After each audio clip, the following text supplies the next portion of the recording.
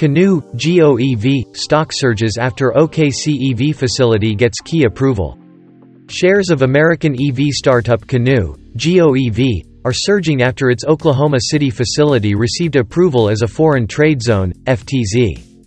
The approval will help Canoo improve profitability as it scales production. Canoo, GOEV, gets FTZ status for its OKC EV facility. After throwing a lifeline to keep its shares listed on the Nasdaq with a reverse stock split earlier this month, Canoo's GOEV stock is surging following the approval at its OKC EV facility. Canoo announced on Monday that the U.S. Department of Commerce approved the plant as an FTZ, sparking the rally. The approval will help accelerate Canoo's Made in America EV strategy, improve unit profitability, and enable a faster path to break-even. The plant currently employs around 100 workers but is expected to support up to 1,100 at full capacity. By securing an FTZ designation, Canoo eliminates all customs duties on vehicles sold overseas and defers of customs duties on imported parts for EVs sold in the U.S. Canoo sources over 90% of its parts in the U.S. and free trade partners, with about 70% from North America.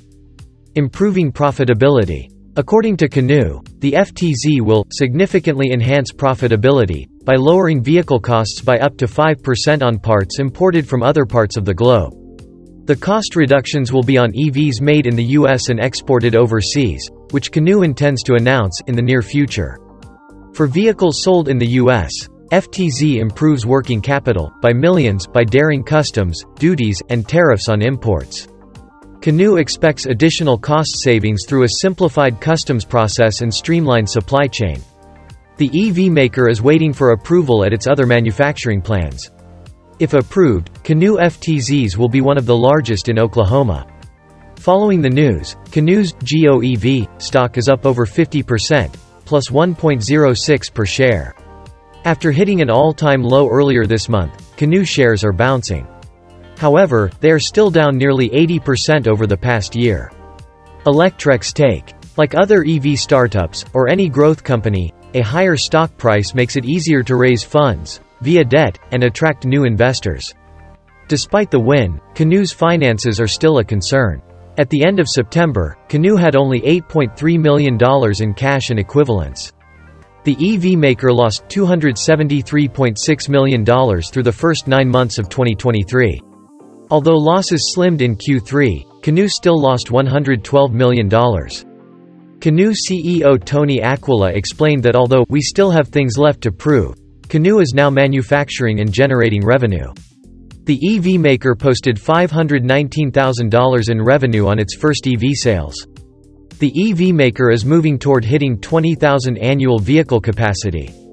Canoo is making progress with the first official customer deliveries of its commercial electric van last month. It also announced that USPS is purchasing 6 LDV 190 delivery vans as a transition to electric. Several EV startups like Canoo are struggling amid rising interest rates and more competition entering the market. Fisker, FSR, announced earlier today that it is pausing production after failing to make an interest payment. The company is halting production for 6 weeks as it looks to get its finances in order.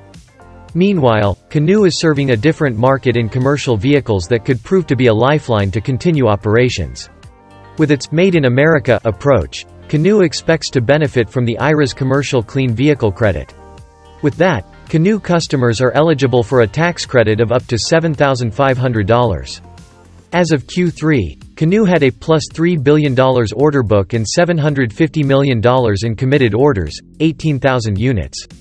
We'll learn more about Canoo's financial situation and outlook for the year when it releases Q4 and full year 2023 earnings later this month.